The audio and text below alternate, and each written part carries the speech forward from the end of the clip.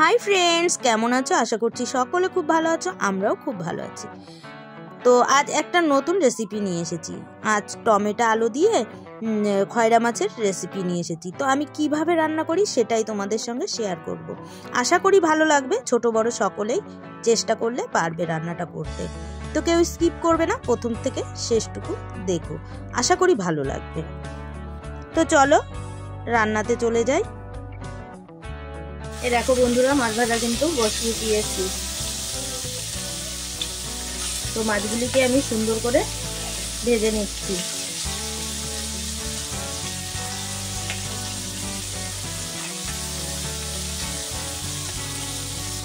এখানে বাটির মধ্যে আমি টমেটো, পেঁয়াজ, আলু, কাঁচা লঙ্কা কেটে নিয়েছি।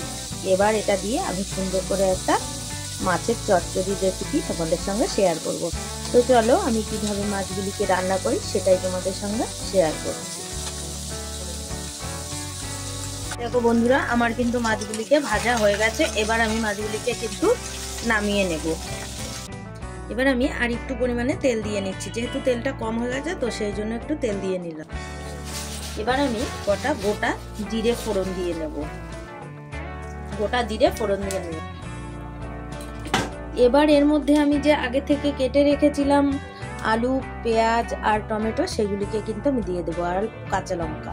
তো চলো এগুলিকে আমি এর মধ্যে দিয়ে দিই। লঙ্কাটা আমার হয়ে গেছে, এই জিরেটা আমার হয়ে গেছে কিন্তু। এবার আমি এগুলিকে দিয়ে দেবো তেলের মধ্যে।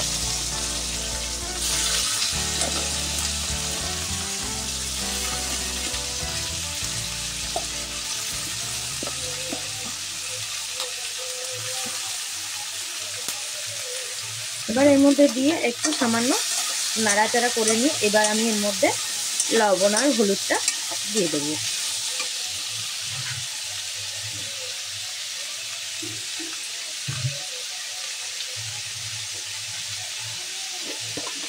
আমি লবণটা কিন্তু এখন পরিমাণ মতোই দিয়ে দেবো। তো এই জন্য পরিমাণ মতো লবণ কিন্তু আমি দিয়ে দিয়েছি। আর এর মধ্যে দিয়ে দেবো এবার হলুদটাও কিন্তু আমি এখন পরিমাণ মতোই দিয়ে দেবো, একবারে আর দেবো না, 1 চামচ দিলেই হয়ে যাবে। এবার চলো এটাকে সুন্দর করে ভেজে নিই, তারপর মশলাগুলিকে আমি অ্যাড করব।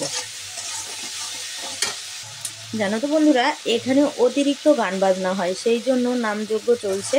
তো সেই জন্য কিন্তু আমি সাধারণত ব্লগ করতে বা এই কুকিং রেসিপি শেয়ার করতে আমি পারছি না, খুব অসুবিধা হয়ে যাচ্ছে। ঘরের মধ্যে থেকে ভয়েস দিতে গেলেও খুব অসুবিধা হয়ে যাচ্ছে। ওই জন্য কিন্তু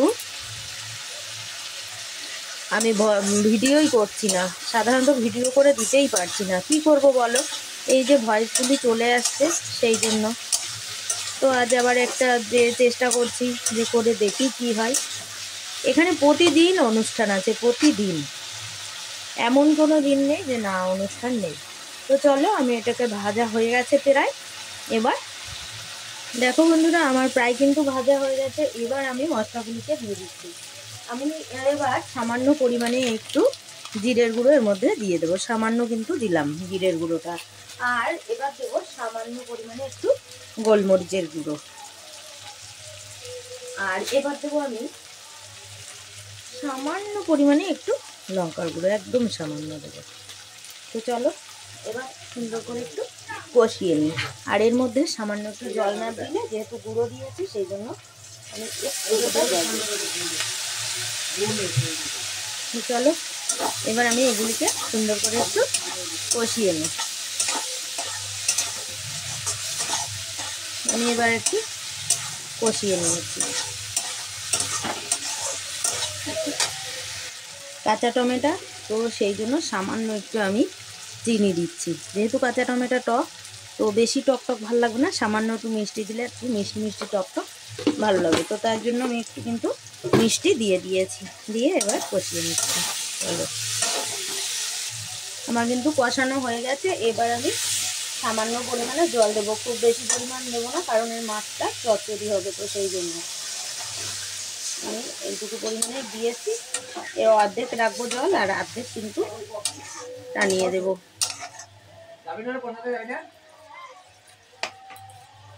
ঝোলটা ফুটে উঠলে আমি মাছগুলিকে কিন্তু দিয়ে দেবো। এবার মাছগুলিকে কিন্তু ঢেলে দেবো এর মধ্যে। মাছগুলিকে ঢেলে দিয়েছি। এবার 5 থেকে 10 মিনিট মতো ফুটতে দেব, তারপরে নামিয়ে নেব। ধনেপাতা কুচি দিয়ে নামিয়ে নেব।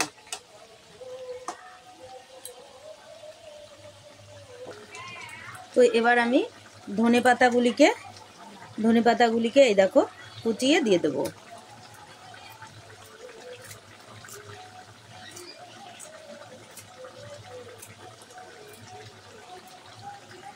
এবার আমি নামিয়ে নেব।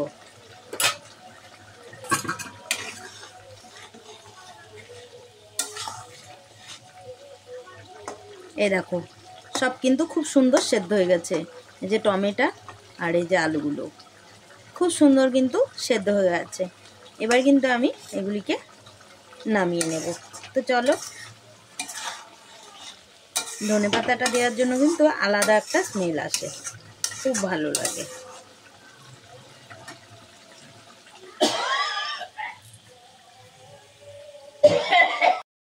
এ দেখো বন্ধুরা, এই যে আমার কিন্তু রেডি, নামানো হয়ে গেছে। তো দেখো কত সুন্দর দেখাচ্ছে।